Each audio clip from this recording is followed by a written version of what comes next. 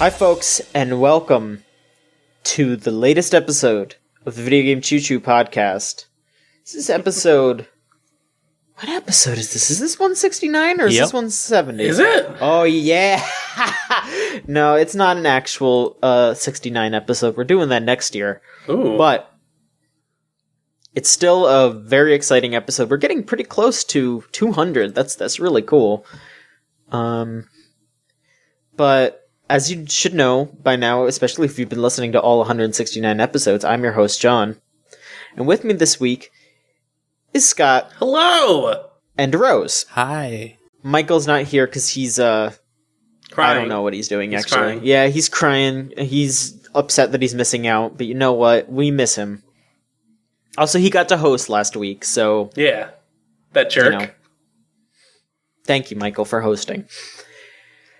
Folks, what a turn of events. Everything is going crazy. Nothing is safe. We're all ready to get into some video game trouble. And I hope you join me. I don't know what I just said right there. Yeah, what's video game trouble? What trouble is video trouble? game in? Well, I mean, you know, you get in trouble playing video games. You know, you're playing a game that you're not supposed to. Someone finds out, they get mad. Has that ever happened to you? Have you ever gotten in trouble for like playing an M-rated game before you were allowed to or something like that? Yeah, I think I've told you this before, but my dad wouldn't let me get Shadow the Hedgehog because on the cover he has a gun. I was like 11 and I thought that was weird, but my mom secretly bought it for me and then he found out and got mad. Damn. Well, that actually reminds me also, whenever I played Smash Melee, if I was playing as Fox and used Fox's gun at all, my dad would come over and go, "Oh yeah, you like shooting that? Yeah. Mm-hmm. Yeah. All right." One time I was underage and tried to buy the game 13, and to make myself like really, to give this person at the Walmart I was at like a little bit of context, I also like tried to buy some fireworks. They did not let me buy the fireworks, but they did let me buy the game 13. I mean, you know, you need to keep your hands to play 13, so they didn't want them getting blown off. That classic game. Yeah. Starring Dave. Oh, the game's not that bad. Starring David Duchovny. That's the most I remember from it. I kind of want to go back to 13 now that I mention it. I played it recently, like Really? not that long ago. It's okay. Yeah. That's neat. Because, like, that was around the time where the only shooters I actually played were, like, Halo. So it's, like, the first time I went to this, like, LAN place that opened up at the mall, and they had Counter-Strike, I legitimately told the person working there, "Oh, man, it's just like Halo." Oh. Guy probably, like, reached over the counter and just, like, what the fuck did you say? Pretty much. It's just like my favorite game, Haze. Jeez. Killzone, everybody. Man. I was never like that. My parents actually tried to get me to play, like, more mature games early, and by that, I mean, my dad bought Resident Evil 2. Oh, nice. And he tried to get me to play it too because he was like, "Oh, you know," I mean, I was way too young for it. Like, I was really little at the time. So his idea was basically just like, "Oh yeah, he likes games. He'll like playing this, you know, whatever." And like, obviously I was scared shitless. I mean, especially because like that game is tough if you don't know what you're doing, you know? Like, I remember absolutely. I remember, like, you know, being at the first screen and just dying over and over because I was like, I'm shooting the zombie and it's not staying down, and I just didn't really understand. And I remember because of that, I was so scared of Resident Evil, I couldn't play any of those games for years, like, you know, like, I don't remember if my dad ever got Nemesis, but, like, there were other Resident Evil games in the house for a while. But then, like, years later, once I was in middle school and, like, my mom had gotten divorced and remarried and all that, my stepdad at the time had Resident Evil 4 on GameCube just because I had my GameCube and I was constantly playing Melee on it. And then, like, he just kept it with the rest of my games because he was just like, oh, just in case I'll play it, which he never did. Never. But eventually, I tried it. I had to, like, psych myself up. Like, I remember, like, like, it was the weirdest thing because I was just super bored and I was like, I don't want to play Double Dash, I don't want to play Pikmin, and I don't want to play Melee right now. So I just looked over at Resident Evil and I was like, it's a new game. This is a game you've never played before. You should try it. And I was just like sitting there like, I had the fucking game. Like, I was like, you could do it, John. You could do it. And then I played it and I fell in love with it. And now that's one of my favorite games ever. So, you know. Good. I specifically bought a GameCube for Resident Evil 4 because the GameCube was like $100? Yes. It was really cheap. Yeah. And I was I remember being a small teen boy and being able to afford that thing and Resident Evil 4. And yeah, that was like formative. I played Resident Evil a lot when I was a kid, especially with my brothers. I'm like, those games are in my blood. The other thing that I will always remember is how I first saw the GameCube when it first came out, and I just didn't get one until years later, just because, you know, my family couldn't really afford it, and, you know, all this stuff. And I feel like I've told this story before on here, but it's so nice you'll hear it twice. I just remember that my this is at the time when my mom and dad were already divorced, and I had visitation with my dad over Christmas. My mom and my dad must have, like, communicated, like, all right, my mom was like, I'm getting him the GameCube, you get him some games. I opened up my Christmas gifts, and it was Pikmin 1 and 2, which, you know, amazing. I love Pikmin. Like, obviously, I was just excited to try it at the time, but I just remember there was, like, a week and a half where I just had both Pikmin games and nothing to play it on because the GameCube was at my mom's place. Jeez.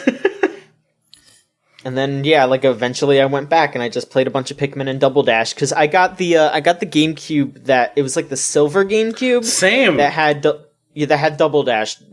Yeah, that's the one bundled in. Yeah. My roommates kept stealing my silver GameCube controllers to play what is it called? Project M on. Back when I lived with those guys and not these other much better roommates. And I think I still have those controllers because they're technically limited edition, and I want to keep them safe. I want to keep them precious. They're my nice good jewels. And like, I eventually just like got them one of those shitty orange controllers, like the ones that sell on eBay for $5. And they seemed pretty happy with that. Damn. Yeah, I still have those two silver controllers, but they are ripped to shit. Oh no, that sucks. Just from, like, because I played Melee so fucking hard. Like, I mean, they're not, like, completely annihilated. It's just the control sticks. They don't have any, it's, like, there is no rubber on those control sticks at all. Yeah. I should probably see if I can get those repaired, though. Like, I bet there's somewhere that's like, oh yeah, we'll fix that for you. Like, there's some, like, Smash Bros. Fucking centric weirdos that'll fix that for me, you know? Probably paint King DDD's face on it, too, if I ask them nicely. I don't know. But, no, yeah, I'm glad we all had some dumb stories about, growing up with games there, because that's what it's all about, baby. It's all about the learned experiences with games. I don't know, like, I'll just never get over. I feel like I've told this story too, but again, I want to tell it again because it's so dumb. Absolutely. About how I first got into games. It was because I'm pretty sure my dad stole a Game Boy from somebody.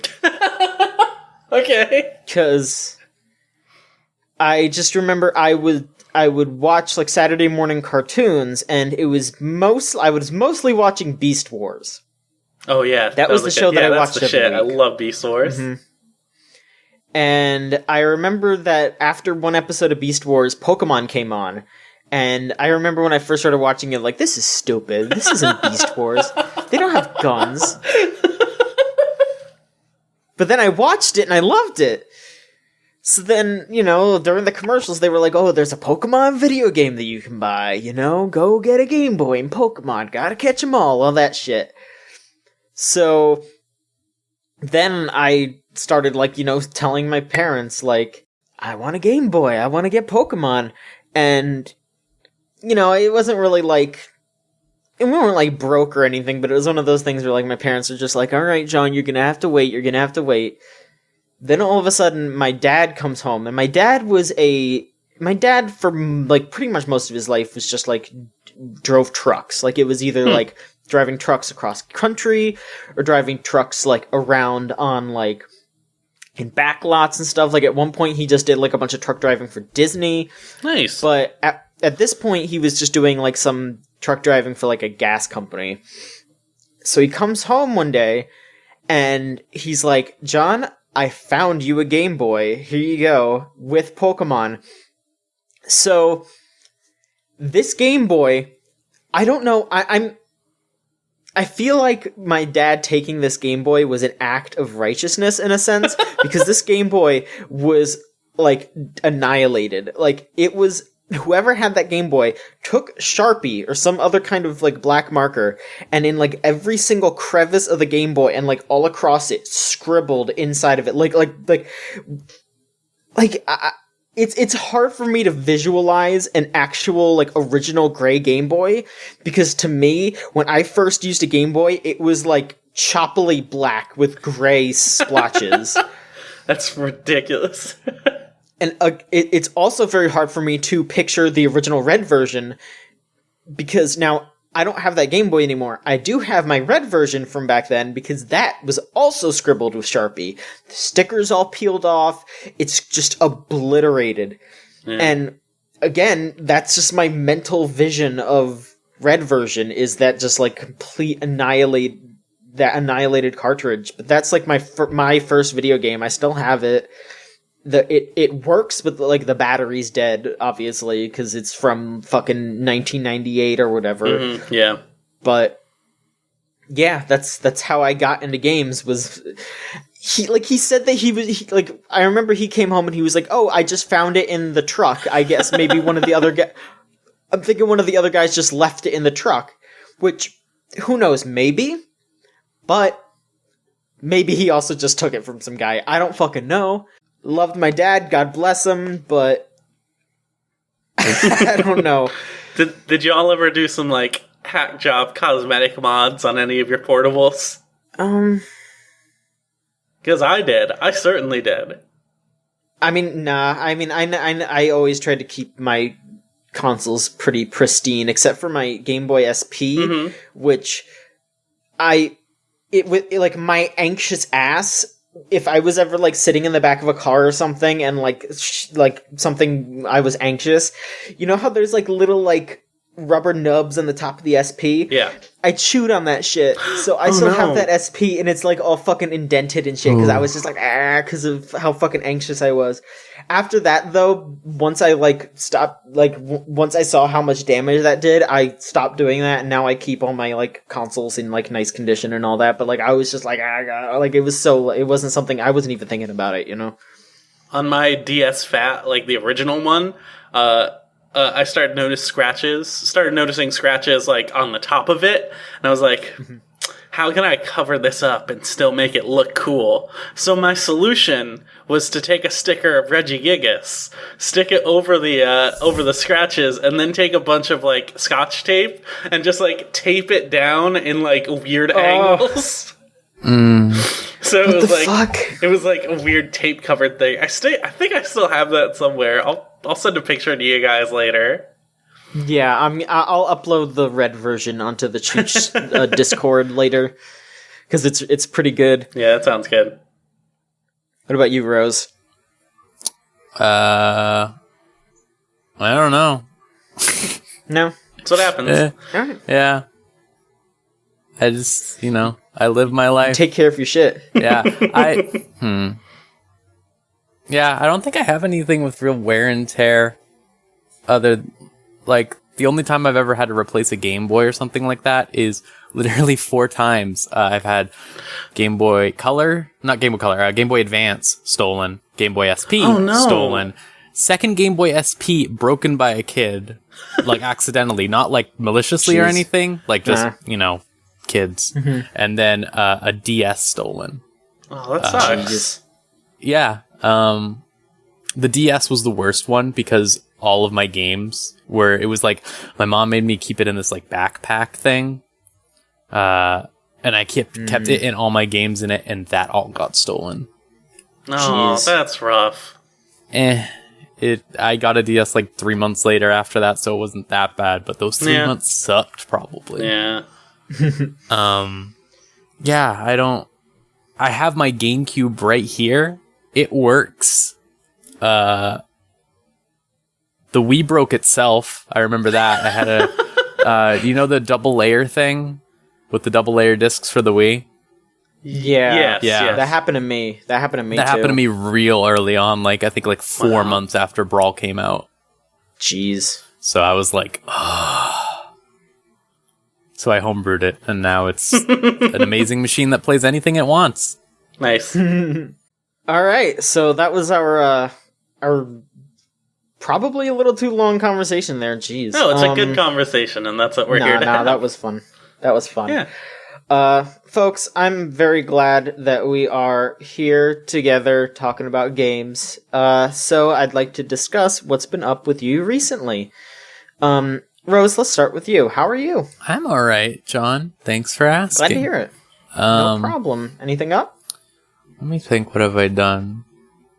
Oh, here's something I can do.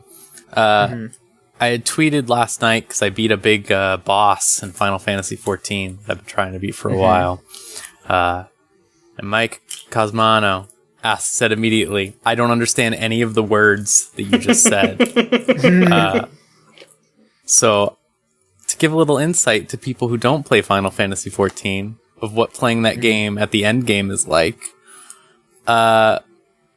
basically, like any other video game, there are these boss fights, right? Just you fight a big boss in an arena, and it's like there's certain mechanics and stuff like that. Of course. Learning the mechanics in Final Fantasy XIV is pretty easy. The problem with Final Fantasy XIV is it is a multiplayer game. Yeah. So what happens is when you are running it with complete strangers, you get to see how other people play this game, and it is terrifying because this is like, it's the end of the game stuff. Like, this is stuff like, feasibly you have played over 100 hours of this game at this point if you're here. And man, oh man, it does not feel like it. But it's, I finally did it. This was Zervin. He's a big red man. If you've ever played FF6, the ending of FF6, you fight these 3 big, like, this goddess, there's a demon, and there's another demon. He's one of the demons. Yeah, I don't know. It's, basically, I'm just going to do that fight over and over again now, forever. And sounds about right. Get a bird, because he drops a bird. And if I get that bird, I get a giant glowing golden bird. And I want that giant golden glowing bird. So, yeah. I'm going to do this fight like 60 more times. That sounds a lot like my experience with Destiny, except like when it comes to raids and stuff, Destiny, like, you cannot get matched up with randos. You have to actively go in with like, you have to actively go in with people and search people out. But you can still go on websites and ask people if they want to join in your raid, and that does not usually lead to the best results. More often than not, it's like actually pretty good because a lot of the people in those communities are like, we've watched people do this raid 8 million times and we've done it 1 million times, so we know how to actually do it. And it's not as heavy as any other MMO, because other MMOs have like a bunch of different classes and like everyone has very specific roles they have to fill, where Destiny, it's more like there's 3 classes and each of them have about they do have certain utility in raids, but it's nowhere near as important as, say, having dedicated healers or dedicated tanks. For sure. Yeah, like that's something that Final Fantasy definitely has, is that you need to have 2 healers. Actually, an interesting thing with Zervan is, so usually it's 2 tanks, 2 healers, 4 damage dealers. But with Zervan, just because of how that fight works, you only need 1 tank. So the way that the meta has built up around that is just you can bring in 5 DPS to skip like half of the mechanics by just going really fast with the damage. And that's pretty fun. But yeah, Destiny, it baffles me because you said you have to seek people out. It baffles me there's not an in-game party finder. That's what Final Fantasy XIV has, is you can put up like a listing saying like, oh, I'm looking for these people to do this. WoW actually just added that with the last expansion as well. Well, adding stuff to Destiny is not exactly an easy thing for Bungie, so... Yeah, and I mean, hey, they're working on Destiny 2 because they gotta, with that whole contract thing. But yeah, so I did that in Final Fantasy XIV. What else did I do? I finished Horizon Zero Dawn. Nice! That was okay. I don't know. It's an open world game. I wasn't here last week, obviously, but just following you on Twitter, it seemed like you had some issues with it. Yeah. I think that my problem is that, so I just came off another game that I also harshly criticized, Zelda, but I think I do, at its core, like Zelda, I played like 100-something hours of it, so like, and the thing about Horizon Zero Dawn is I instantly felt wow, Zelda is actually like way more innovative than I gave it credit for, because Horizon Zero Dawn is like shitty Far Cry, if I'm being blunt. Okay. In terms of its gameplay. Like, so you know how in Far Cry, like, there's you kill like the rare animal and you get an item and now you can carry more bullets or something, right? Yeah. The upgrades in Horizon Zero Dawn, for example, the being able to carry more arrows, come from just grinding these small ass like boars that are running around, or like really small foxes, and that's it. Like killing like a giant T-Rex dinosaur, for example, the Robos, that won't get you any upgrades, really. Like at best, that'll let you go buy a new outfit. And I don't like that sort of gameplay loop, especially the grinding part. Like, that's what I was saying, like, shitty Far Cry is Far Cry, you kill the leopard or whatever, right? You get the leopard skin immediately. And then you just craft it because it was like, oh, you killed it. Good job. This is like, you killed that boar? All right. Can you do it again? Yeah. I don't know. I didn't see that. And yeah. It's a little baffling because the enemies in Far Cry are, for a large part, the animals. So it makes sense that you're gonna go and hunt these things, and you're gonna use their skins or whatever to make new backpacks or gun holsters.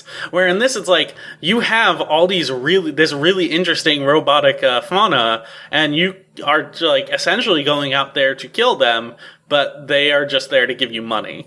Yeah, and that's disappointing.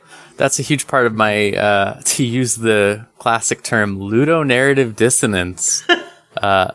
That's part of my larger problem with the game, is that it doesn't have a cohesive identity to me. Like, they have all the robot dinosaurs, right? But by and large, the robot dinosaurs just kind of exist. Like, I was expecting them to be like, the focus of the story. Like, why do these robot dinosaurs exist or whatever? And I will give them credit, like, the people of that world, for the most part anyway, act like that's just a regular part of their lives. So, like, sure, that's fine. But also, like, none of them utilize the robot parts for, like, much of anything. Like, you look at the architecture I love the architecture because it is, like, my problem with Fallout, for example, is that Fallout's post-apocalyptic, right?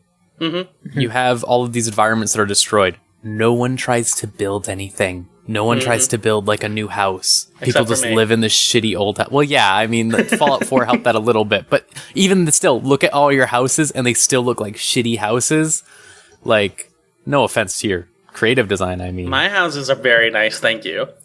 Yeah, but like, it's not as if everything in the world is now just like, it's impossible to make nice plaster all of a sudden. Like, that's not a thing that happens Yeah. because of the apocalypse. And that's something I like about Horizon, is the environments are like, you have this tribal area, for example, the main area, and they built like, you know, all the dream catchers and stuff like that. But they have that over like a metal catwalk and stuff like that. And the metal catwalk isn't overstated. It's like melded with the ground because it's been there so long and stuff like that. Like, I like things like that.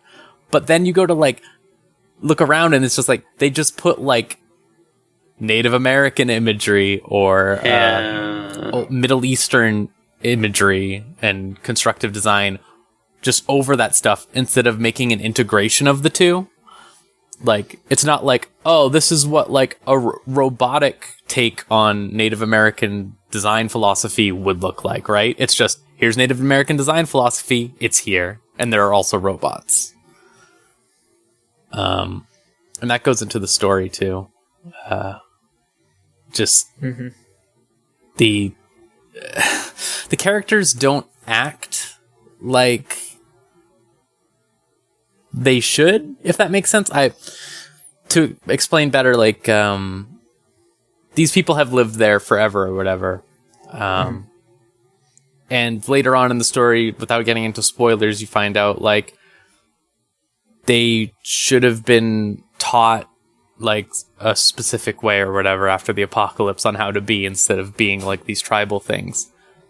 I have legitimately no idea why characters will say things like voila and other types of mannerisms that don't exactly fit the cultures. And I don't know. I have a lot of cluttered thoughts on it, but basically I do not like the way they crib like Native American or Middle Eastern culture and then just sort of like act like it's just those cultures again, because it wouldn't make any sense for them to develop in the exact same way again.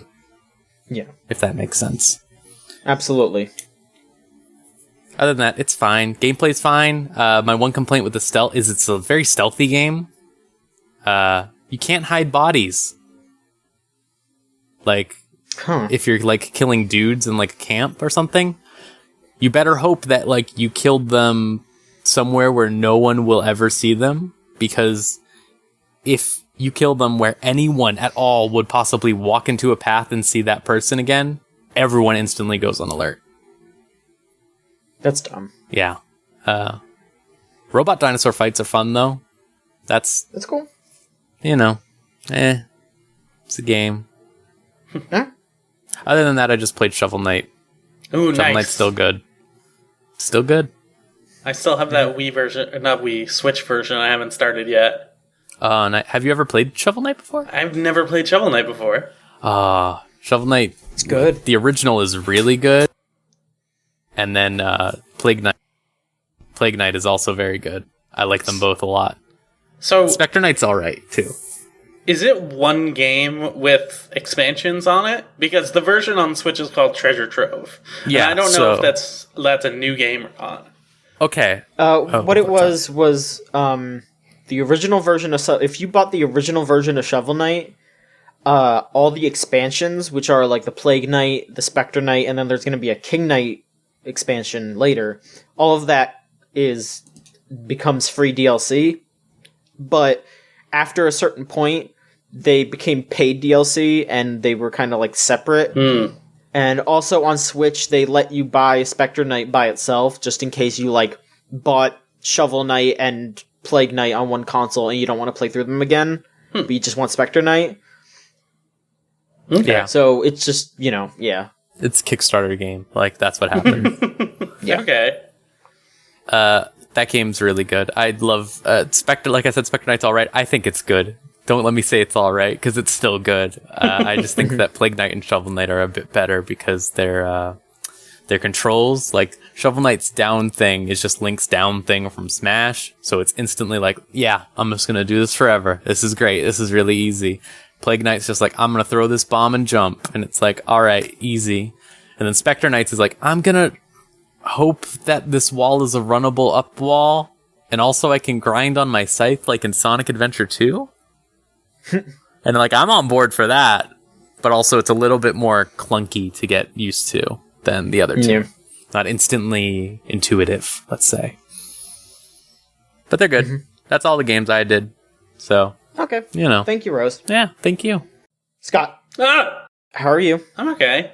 I've been doing a little bit, doing a couple of things. I recorded and released several episodes of Wrestling on Air, the comedy wrestling podcast, and it's getting a lot of really good reception, and I'm very, very happy about that. By the time this goes up, we're gonna have a brand new episode 14. I'm trying to remember the name of the title.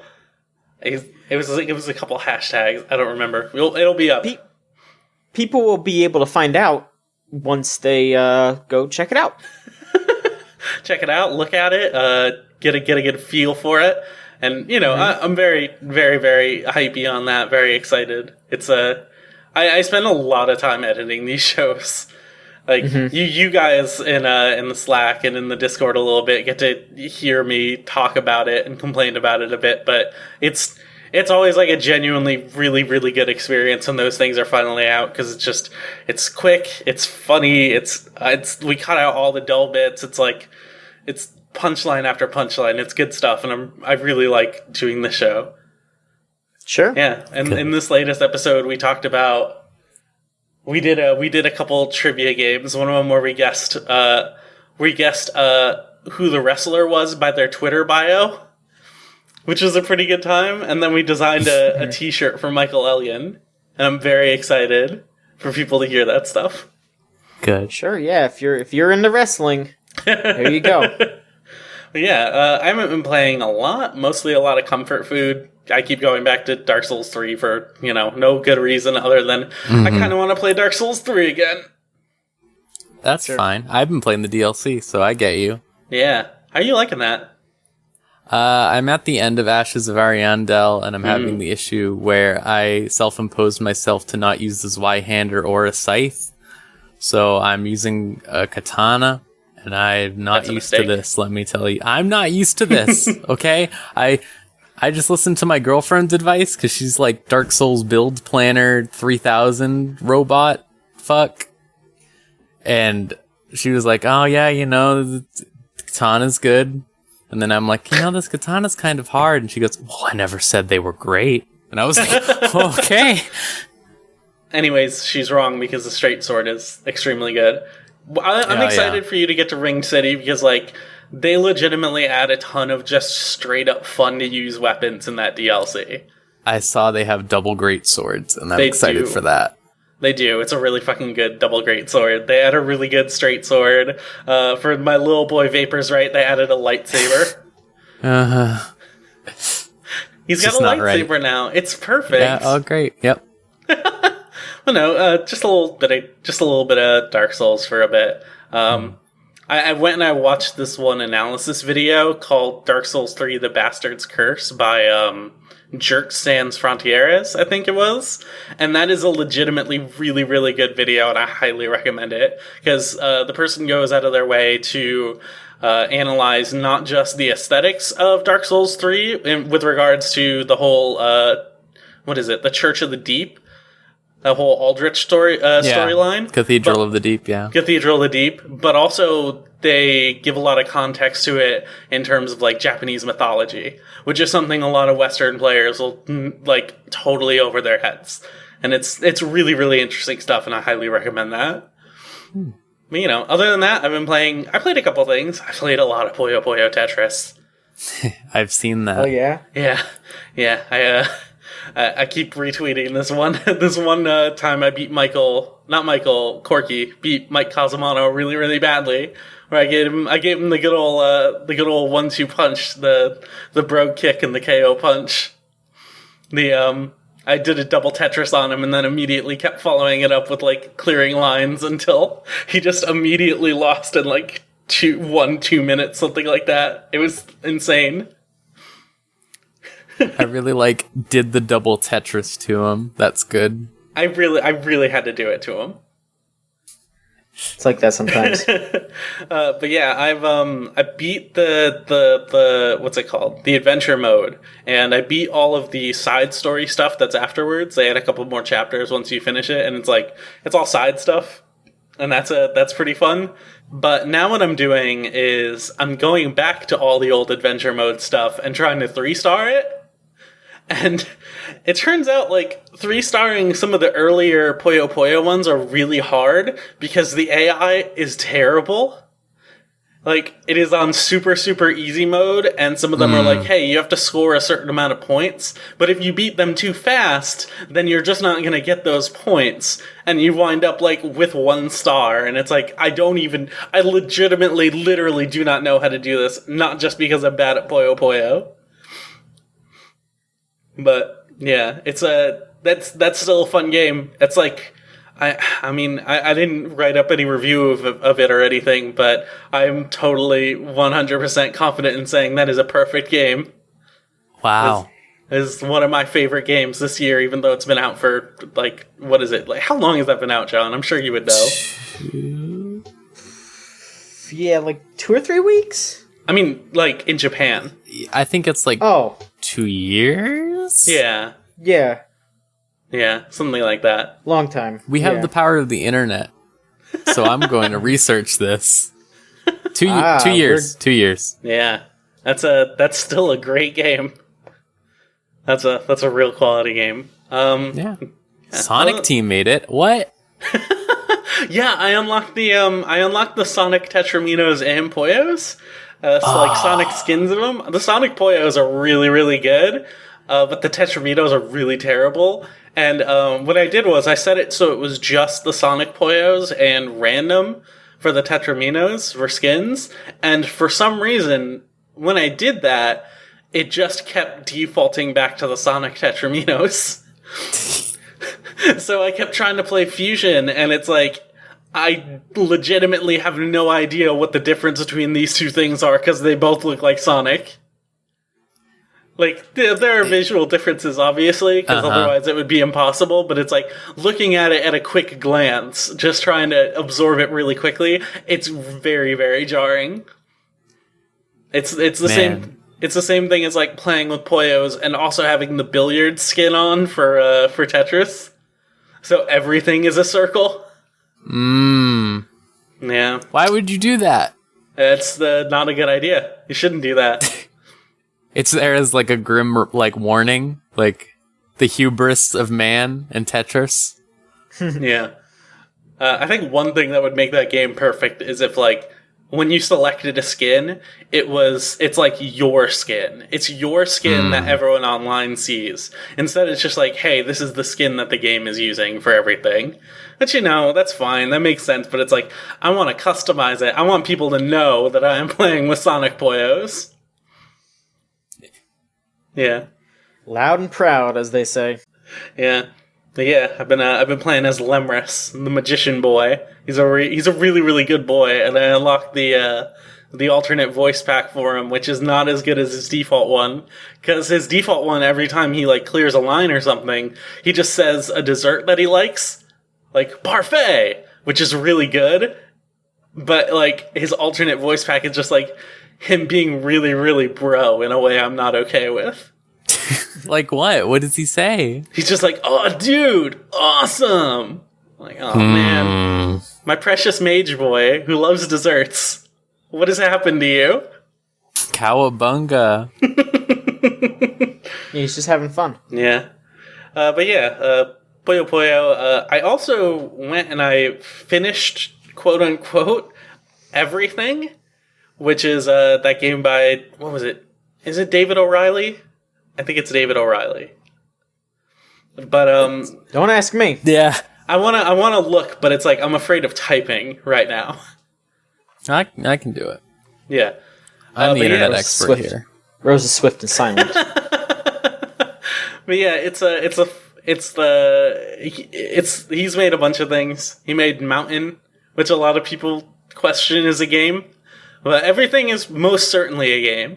It is a game that attempts to systemize the like the what's the best way of putting it? Like the belief structure of Alan Watts in an interesting way. It tries to like convey the idea of oneness with everything, with the universe, that you run through everything.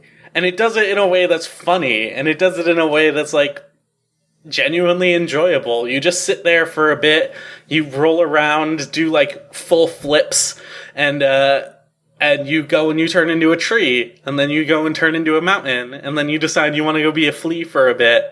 And the like core gameplay loop to me is staying as something for a second, and then just like switching to the next thing you haven't been yet, and that's really fun.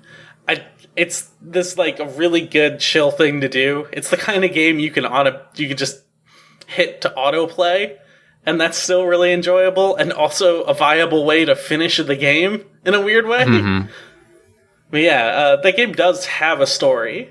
Yeah, and it's funny because like I went and I finished the story, which is like I want to say that game. If you don't actually chase the trophies, or you go and you do try and collect literally everything, because they do record what you collect. It is it is a thing you can ostensibly finish 100%, but there is like a story to it as well that tries to essentially convey those beliefs to you in a way, in a very interesting way. But it's funny because like I go to this final area and I figure out what exactly I need to do. I manage to get out of there, spring forth, become this new being of life, and becoming everything, become everyone as you should, because you are now a Buddhist.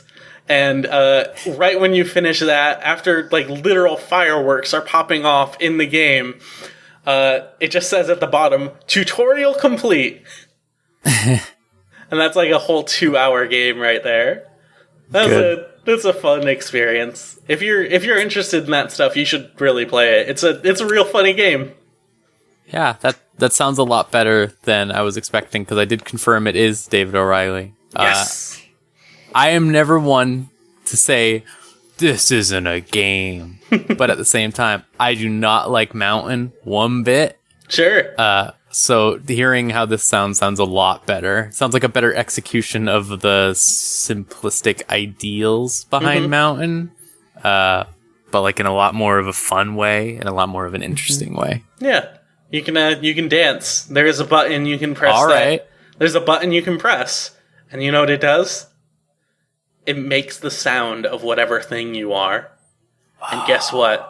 Some of those things, you'll never guess what those sounds are until you do the sound.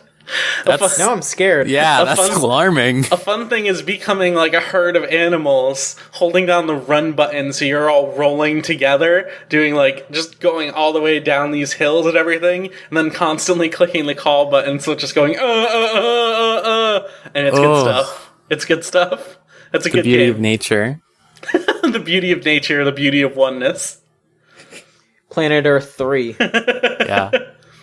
Yeah, that's everything. Sounds good. All right. Is that also everything from you, Scott? Yeah, I don't really have that much else. Okay. Thank you. So as for moi, I haven't really been doing too much else. Just been playing Persona 5. My notes were read last week, but I feel like I need to really go in depth with something. I need you all to truly understand how much I hate the Caligula effect. Yeah. Okay. Did you keep playing it? No. Okay, I was gonna say. I was like, you seemed like really upset last week, and then you're gonna come here and tell me that you kept playing it. Okay, maybe I'd understand, but I wouldn't understand. No, it sucked shit. It really sucked. Like, I don't know.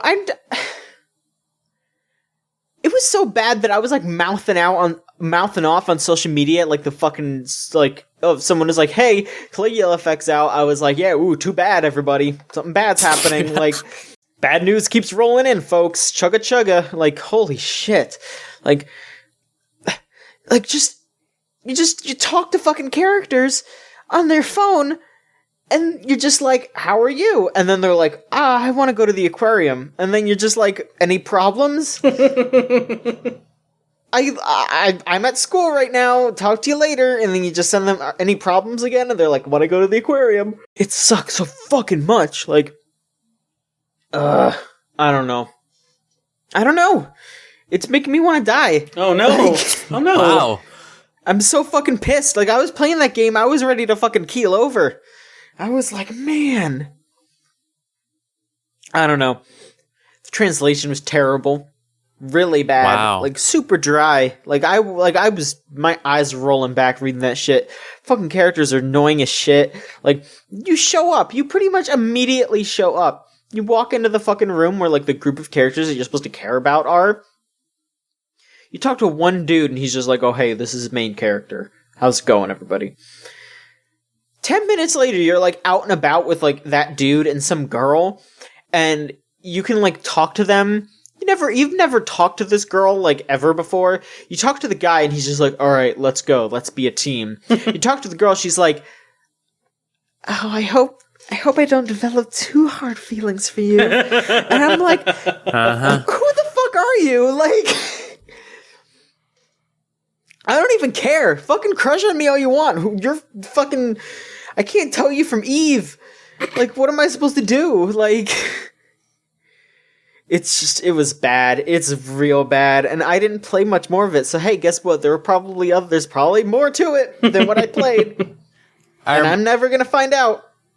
I remember your write-up thing said that you did like some elements of the combat. Is that true? Yeah. I liked it in theory.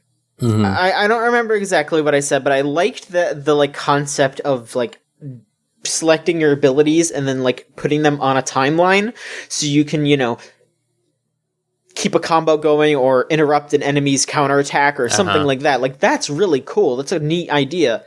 But pretty much any time I would get in a fight, it was either me steamrolling the enemy and they didn't even get any chance to do anything, or they were super, super overleveled and I would do like a crazy combo that like knocked them off their feet and sent them into the sky, and I was juggling them like fucking DMC.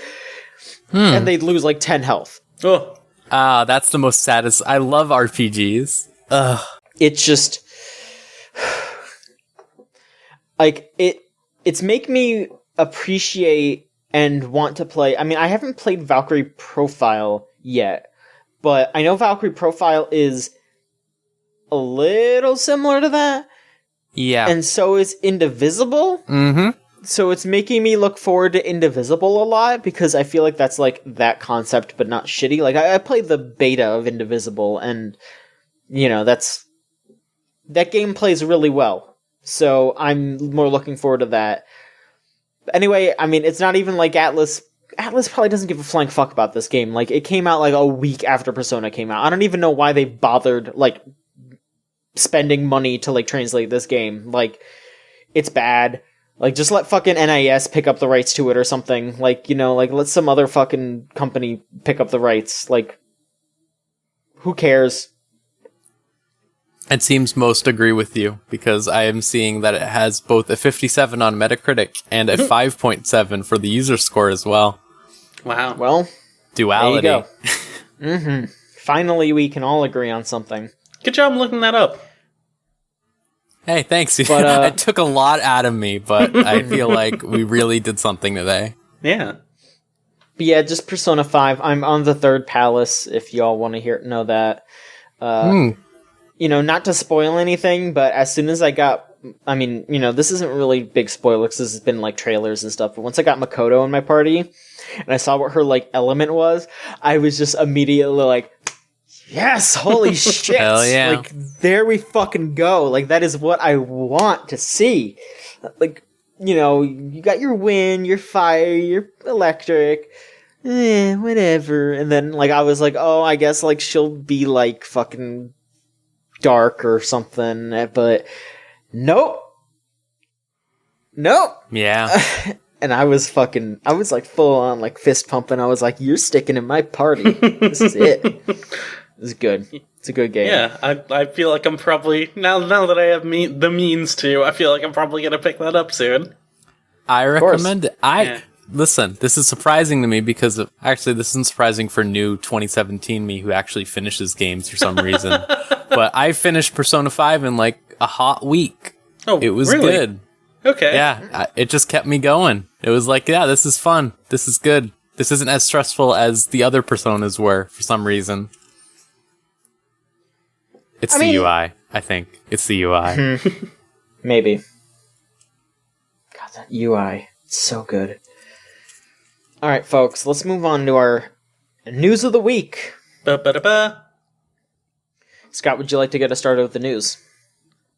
Risk of Rain 2 has been announced, and guess what, baby? It is in 3D.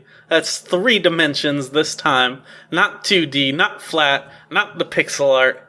This is a nice old 3D game built on the Unity engine, and you can look in every direction. John, what direction do you want to look in? Up. What direction do you want to look in, Rose? Like diagonally but outwards. Ooh, that's a good direction. Thanks. There's a lot lot to see out there. So this is... Can I do it, though? Can I do it in Risk of Rain 2? Yes, you can! Oh! Ah! No, it's a Risk of Rain 2. Hopu Games. Halpus. Hopu Games posted on their Tumblr that Risk of Rain 2 is in very, very early development. And it looks like, by the GIFs that they have posted, that looks pretty true to life. It looks like Risk of Rain, but in 3D, that's neat. That is a cool game. I didn't play a lot of it, but it was the kind of game I could, like, open up in my laptop at work in the middle of, like, 3 a.m. and pop a few, what's it called? A few runs in. Runs? Yeah. Mm-hmm. And that was that was a good little experience, but this looks pretty neat. It's a roguelike, just like the first one, and there's a lot more range to it than most roguelikes. It's a shooter game, and this is no different, except it's all 360 degrees. Hell yeah. Yeah.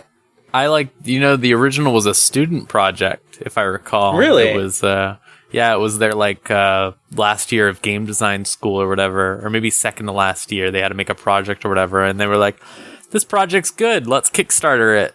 And then they did it, and I think it was pretty good for the student project, that's for damn sure. I hope the new one has more replayability. Yeah.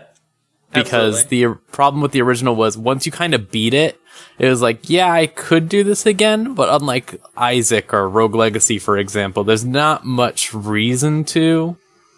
Like, there's not many secret areas and stuff like that to find. But it was still fun while it lasted, which is why I'm hoping, like, this one lasts more, because I like it a lot. Yeah. Mm-hmm. So I pulled up the frequently asked questions, because this thing is still in super, super early development, and they don't totally, like, clearly answer a lot of these. They're basically just saying, like, we'll have more for you later, but, they do give us some info. You know how in the first game there was multiplayer, but it was like a big hassle. You had to, like, port forward and someone had to connect directly to you. Risk of Rain 2, they say straight up front, is being built from the ground up with networking in mind. So that should be a much smoother experience. It's going to still be a multiplayer game where you can play some good stuff with your friends.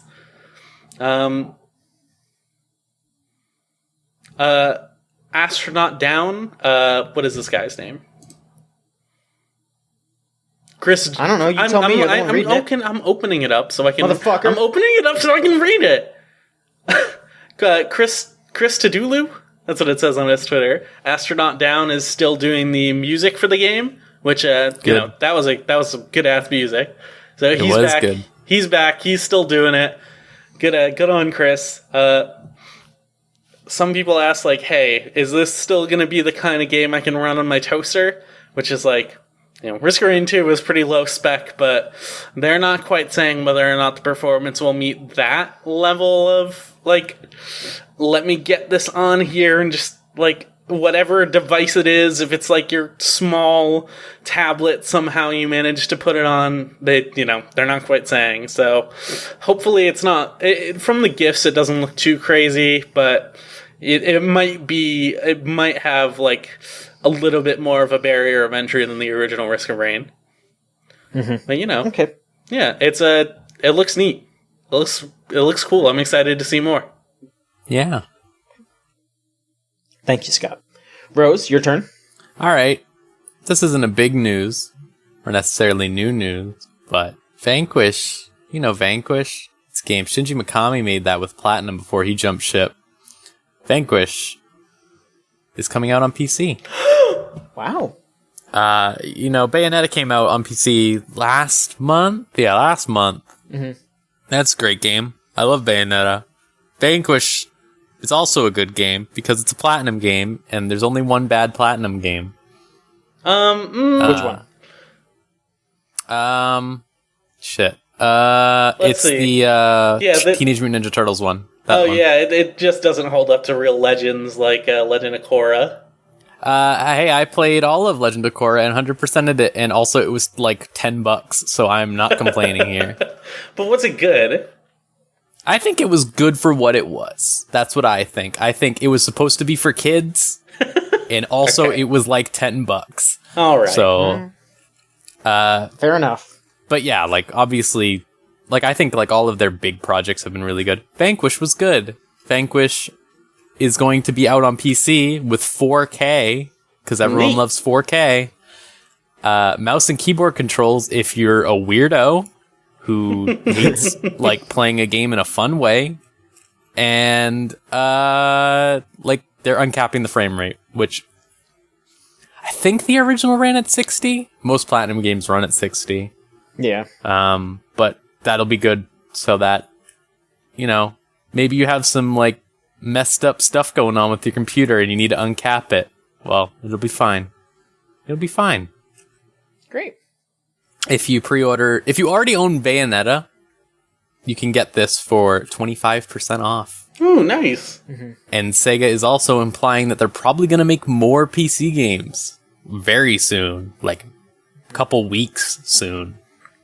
So gonna keep those ports up. Yeah, I don't know. I was trying to think of like what else do they have to port, because they did Valkyria Chronicles like 2 years ago.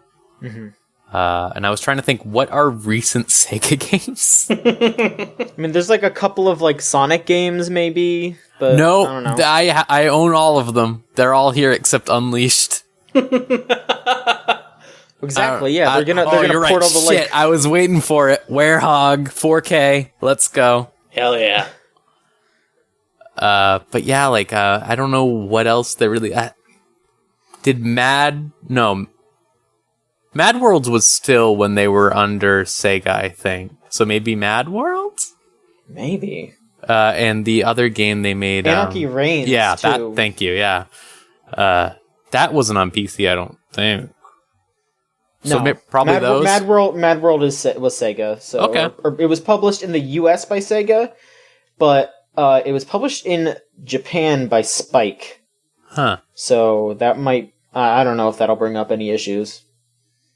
Well, it'll be interesting to see what they do, because I'm happy that they're bringing these good as hell games. Also, because my computer can still run them, because these games are from like 2010. Yeah.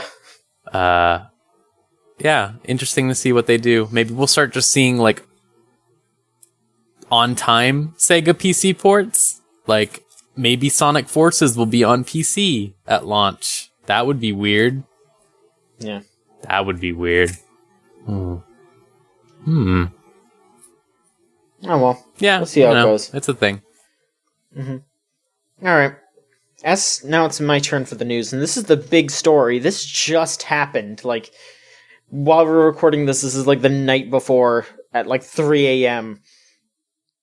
So, IO Interactive who you may know as the developers of video game Choo Choo's number 2 on our Game of the Year list, also Best Surprise, etc., etc. Hitman.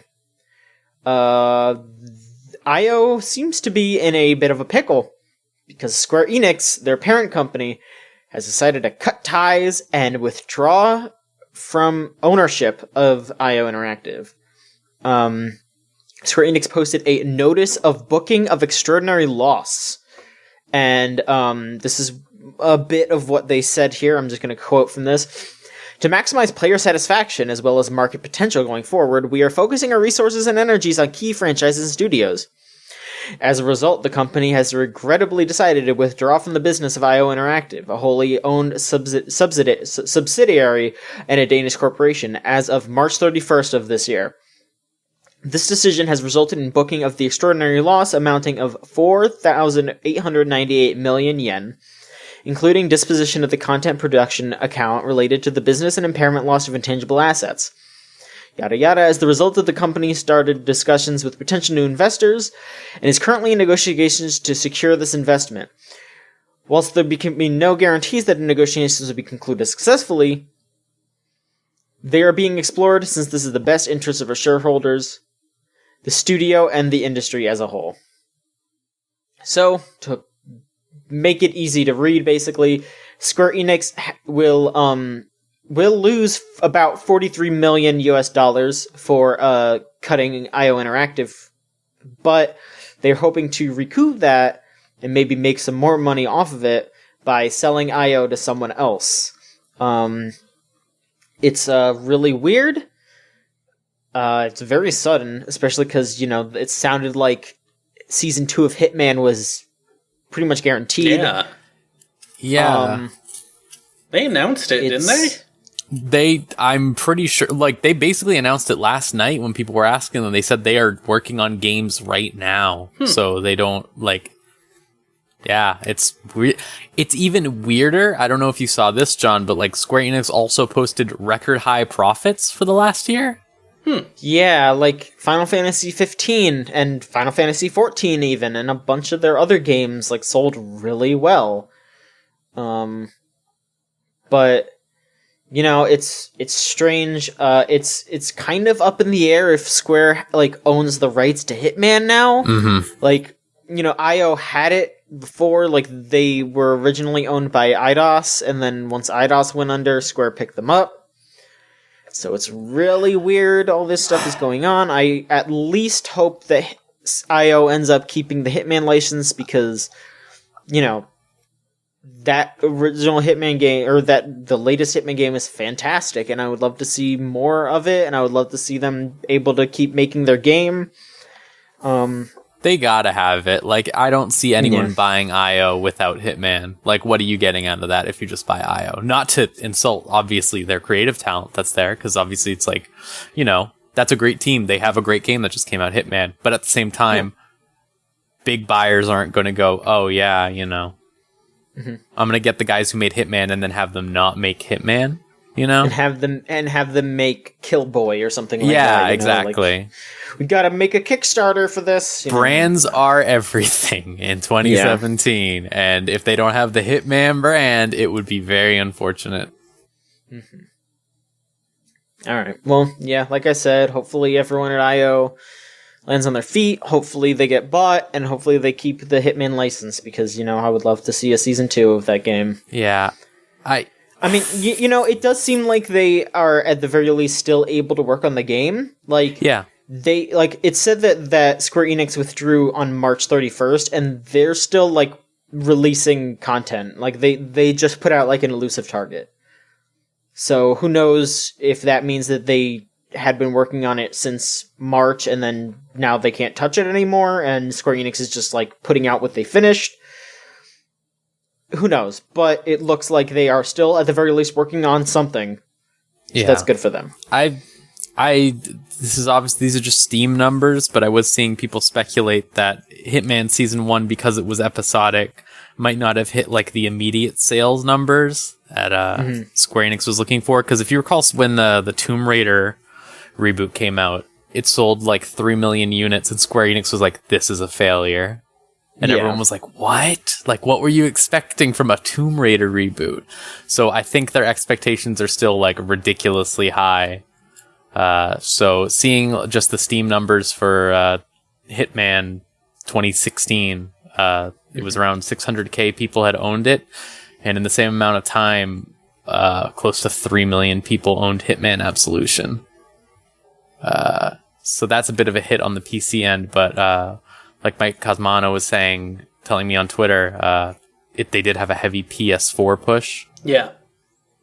So wish we knew the numbers for console digital games, let me tell you, because it would make things a lot easier to figure out. Mm-hmm. I mean, you know, maybe that's kind of the reason why they put out those like physical Season 1 steelbooks, because they wanted to have some more concrete numbers to be like, look, this is selling, here's all of it together, we're selling this. It's, you know, I don't know. It's such a weird thing. Companies. Yep. Companies. So let's move on to questions. If you would like to send us a question, you can send it to videogamechoochoo.tumblr.com/ask or podcast@videogamechoochoo.com. That's the email address. And you would sound something like this. Shoeless asks, what super obscure superhero would you want to see in a Marvel vs. Capcom or Injustice fighting game? Calendar Man. How would he attack, Rose? Everyone gets really annoyed that he even exists, so they just leave. And they like take damage just constantly while in his presence, so it's a battle of attrition. Like they gotta hope like they kill him in time before like his mere existence just kills them outright. Alright. Scott, do you have one? I don't know that many superheroes. I'm not a superhero person, but I know there are Sonic and Archie comics, or there were. I think they just ended, actually. But get those boys get Sonic in Marvel vs. Capcom. Get Archie in Marvel vs. Capcom. Get Veronica. Get Betty. Just get the whole crew. Yeah, I would prefer to see like the Archie crew in Marvel vs. Capcom. That would be really good. Yeah. Fucking Jughead like eating like voring the enemy. No. Oh. Great. God. Woo. Sounds great. I really want to buy that game now. Someone's gonna buy it. No. So my pick is actually is a legit obscure superhero from the DC line who I would like to see in Injustice. Dog Welder. Dog What Welder. is that? Who is a superhero who is in a welding outfit and carries dogs around with him and just welds dogs to people's faces. What? To what end? Because Okay. All right. he's a member of a superhero group called Section 8, and they're the worst superheroes ever, and they work in Gotham City and they just fucking suck. And this is all real. You can Google I Section 8. believe you. I don't even you need can to Google look it Dog up. Welder. I trust you completely. But I would love to play as Dog Welder, because I mean, like, you could just, you know, you could use the welding torch to burn your enemies. You can like have the dogs attack them, and then you just got that one super move where you just weld the dog to their face, and that would be the special thing, is that the dog stays on their face throughout the rest of the match. Yeah, that would be the special thing. Yeah. That's really special. I actually agree with you that sounds good. A good pick for something like Injustice or Marvel versus Capcom, definitely. because specifically Injustice takes itself way too seriously.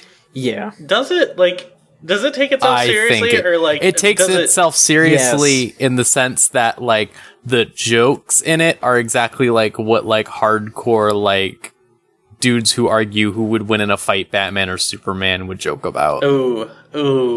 Yeah. Hmm. Yeah. All right. Okay, our next question. With the updated release, or the updated re-release of Voodoo Vince, are there any other unmemorable games you want a re-release of? That's so mean to Voodoo Vince. Blinks the time Still- cat. Yeah, that's a good one. You know what? I wish I had an Xbox One. You know what? I'll probably just go order one right now just so I can play Voodoo Vince Remastered. Don't. Just to spite this question asker, you're just gonna buy fucking Voodoo Vince? I can. Hey, don't You can buy it on fucking PC. Wait, really? Yeah. Oh. Yeah, it's Windows 10. Everything's it's one of those cross-buy like games. Yeah. play anywhere nowadays. That's fucked up. Okay, well, I guess Yeah. I'm gonna play Voodoo Vince now. Thank you, right. you motherfucker. Have fun. I don't know if it's bad or good. I really don't. I know nothing about Voodoo Vince. I played it when I was a kid, and, like, I remember distinctly liking that game, and then, like, never actually finishing it. So, I don't know I don't remember Voodoo Vince, but I want to remember Voodoo Vince.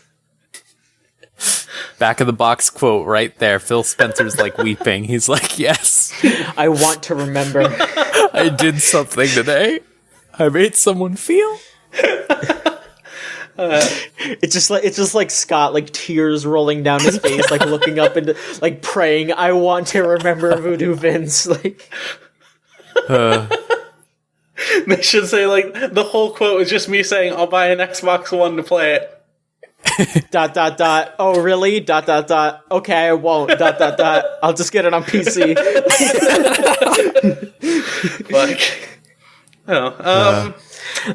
There was another, like, one of those early Xbox games that I played more of, and I cannot remember the name of it for the life of me. It's this, Sonic Heroes. No. Xbox, like, first Xbox had, like, a bunch of weird platformers for some reason. Sure did, yeah. Yeah. What was it? It was like some kind of like mad scientist themed thing. Oh, Dr. Muto? Dr. Muto. That sounds familiar. Yeah. Where did you... That's it. Yeah, it was you played as a mad scientist and you could like transform into different like animals and shit. The fuck? I have never heard of that ever, and I hate how fast you pulled that out. Like, it's like, oh, Dr. Muto, come on. Like, yeah, you know. I remember seeing a lot of commercials for it on like Cartoon Network, but like I remember like renting it and it was just stupid. Like it was just like Oh, I just had a good one. I just came up with all I remember Billy Hatcher's Giant Egg. That's not like completely unmemorable. Yeah. Like people remember but that like, game. have you seen Billy Hatcher recently? He's not doing great. He's older. He can't hold down a job. No. I mean, I think he was in like fucking Sonic and All Stars Racing or something. Oh wow, Oof, that pedigree. Also, Knights is there. Yeah, Knights doesn't deserve it. Knights fucking sucks, but you know, I don't know. Fucking Space Channel 5 lady is in that game. Like they don't. Hey, hold on. No, I like her. Okay. It's just that Sega does not respect her one bit. When are they gonna put Space Michael in fucking Sonic and All Stars Racing? You have to wait for the next one. Not where Michael. they have Not Michael spaceships. Jackson. Space Michael. Uh-huh. I would never. They call it fucking Space Michael. Like they're already in space. Why would he being in space be any different? Fuck. Anyways. As for my choice, they should remake. They should not just re-release. They should remake and make it good. Drake and the 99 Dragons. I like the emphasis on make it good, as if like like someone's gonna put the time and resources into it just for you. Yeah. I mean, that would. Everyone would be so pissed. Just imagine, like, just being like, sure. Well, Drake and the 99 Dragons is back, but it's really good. What the fuck? Like, they should remake that like Avatar movie game. No, not movie. Like the Avatar one, like TV show game on the Xbox that was like really easy to get achievements for, and then they make it even easier to get the achievements for it. they should re-release the Peter Jackson's King Kong, the official game of the movie. Oh, that was a good one though. Like that's a legitimately good game. But But Yeah. I say that so that way, because then they need to put like a bunch of like other like monikers on it because that title is so fucking long. It should be like Peter Jackson's King Kong, the official game of the movie HD remix or whatever, like super long title, like HD Remix, :Infinite. yeah, Final chapter prologue. 2.8, fucking Kong, Dream Drop Distance. Dream Kong distance. Ugh. Anyways, just remake Dino Crisis. What is wrong with you? Yeah. All right. No, hey. Yeah, I'm with you on that one. All right, we got another anonymous question here. Since summer is almost here, what are some games that give off that vacation feel?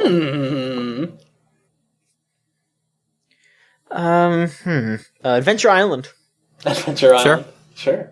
Yeah, like the old Adventure Island games. You know, you're on an island, you're playing as Master Higgins, or if you're wise like me, you call him by his true name, Master Tanahashi. The game that always gives me summer vibes that really shouldn't is, and I'm sorry to bring this up again, because I did talk about it last time I was on the podcast, but Final Fantasy X. Hey, you know, whatever floats your weird boat.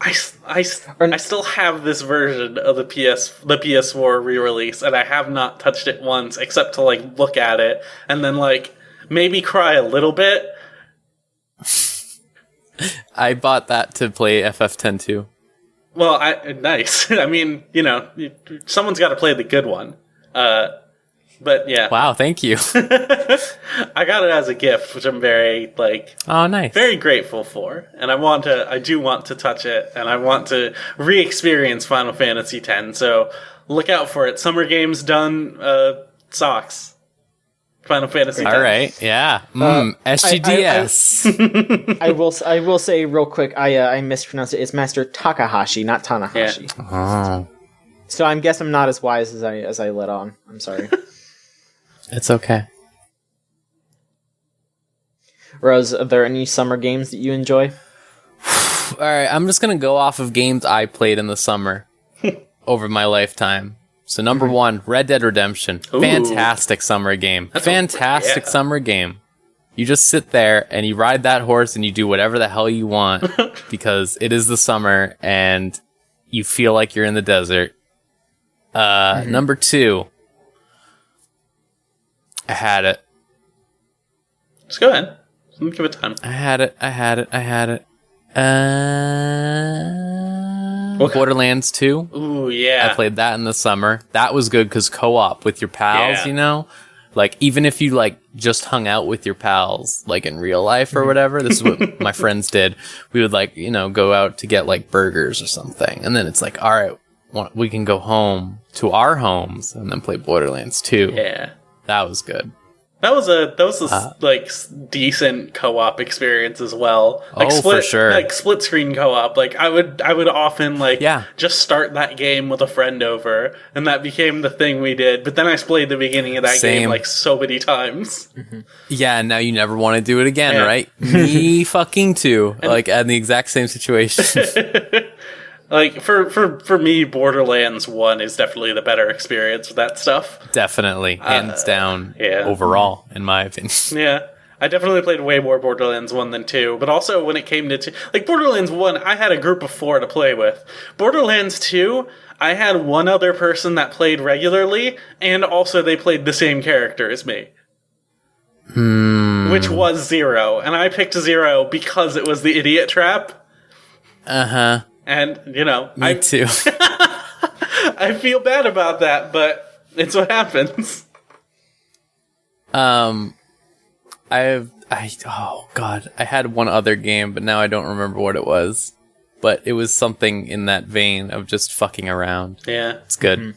It's good. Yeah, just camp up inside, hang out with your friends. It's all good. Play some Have a Blitzball. game that's not high effort like an RPG. That is my suggestion straight up, because Sure. it may not seem like it, and you may even prefer RPGs like me, but man, it feels good to think less in the summer. Let me tell you. Red Dead Redemption. Absolutely. Red Dead Redemption. All right, so here's another question, this time from Piss Wolf. Thank you, Piss Wolf. We know Pisswolf from the Discord. Shoutouts to Pisswolf. Shoutouts to Pisswolf. Pisswolf asks, what are some creative gaming applications for the tragically underutilized Wii Fit balance board? So we gotta come up with some gameplay ideas for the balance board. There was the time a dog played like I think it was a snowboarding game perfectly because they were able to do that, and that was kind of rad. So maybe more games pets can play. That's true. Yeah, that's a good idea. Yeah. I mean, honestly, like, the balance board kind of sucks. I remember I got Wii Fit for my, I think my middle school graduation. My parents bought me the Wii Fit. I specifically asked for it. I was gonna say. Like, oh, that wasn't like a fucking subtweet or something. An IRL subtweet, if you will. That was just, I thought that, people were gonna use it. I was gonna be able to like play games with it, but no, it was just for the Wii Fit.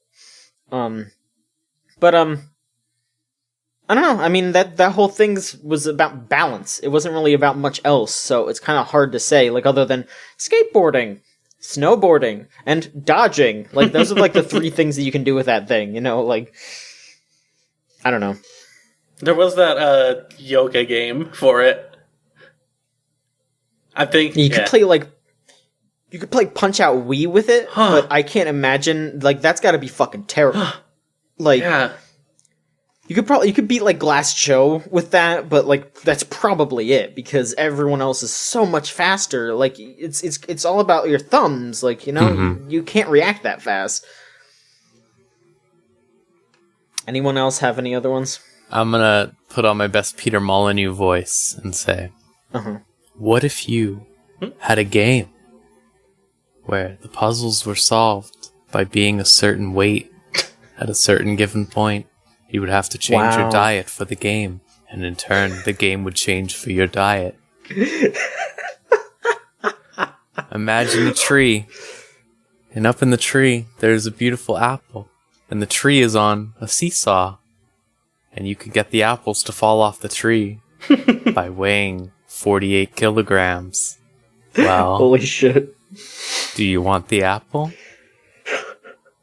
Peter, no, I don't want the apple, Peter. You don't want the apple? What if the apple could fly? No. If you weighed 56 kilograms. No, Peter. The apple would start to fly because, the seesaw. 4 and, that's enough, Peter. Peter, please stop force-feeding me cake. Please, by goddess. We got one more question, and it's from Anonymous, and if you want to sound like this hero, please send your questions into videogamechoochoo.tumblr.com/ask or podcast@videogamechoochoo.com. Anonymous asks, how do you feel knowing that there's a 99.99% likelihood of someone wearing an adult diaper on the E3 floor now that gamers are being allowed in? I thought that, like, the likelihood was already pretty high. Yeah. If I'm being honest with you. I mean, like, the Outlast devs were probably yeah. at some point. Yeah. So, Yeah. Ever since that fucking flopped. Yeah, they're the only ones who can wear them now. Yeah. That sucks. I mean, we may never see a real diaper for gamers. Like, hopefully one day someone can really, really nail that home. Maybe Red Barrels can give that another shot. Maybe they can add a few more different customizable options to their diaper. A few more extra pockets. They just need to make them as offensive as Outlast, and then I think they'll really find an audience. Yeah. They'll really get there. They need to have like a built-in like dick protector because everyone out at Red Barrels is terrified of getting their dicks chopped off. They sure are. Yeah. All right. Well, see, I think that's the reason that article I wrote never got retweeted is because I threw shade on the game Outlast in it. Yeah, you have to be like, oh, I love Outlast, and I'm so excited for my gamer diaper. This is just, I feel like thank you, Red Barrel. Yeah, I feel like they would have immediately retweeted that article, and then that would have been a real terrible look for us. That would have been a moment in time that we could never escape from. But that should do it for this week's show. Thank you, Scott and Rose, for being on. Thank you. Thank you, Niall, for editing. Just like to remind everybody once again that we have a Discord channel at thegamezone.zone. If you want to join in, chat, hang out, play games, we'll be there to do that. I'd like to remind everybody also to rate, review, and subscribe to the podcast on iTunes. That helps us out a lot. Even if you don't want to subscribe or anything, just, if you have an iTunes account, go on there, log on, review, give us however many stars you want.